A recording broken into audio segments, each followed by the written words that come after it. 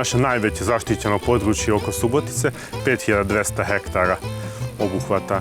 Delom su šumovite površine od oko 4000 hektara, a nama su možda vredniji tereni sa peščarskom travnatom vegetacijom i to je nekih 1200-1300 hektara. Imamo endemične biljke kao što je peščarski mrazovac, peščarska perunika, šafranjika. Jedino nalazište u Srbiji je ovaj teren. Baš ovdje, jel? Jeste ovaj teren.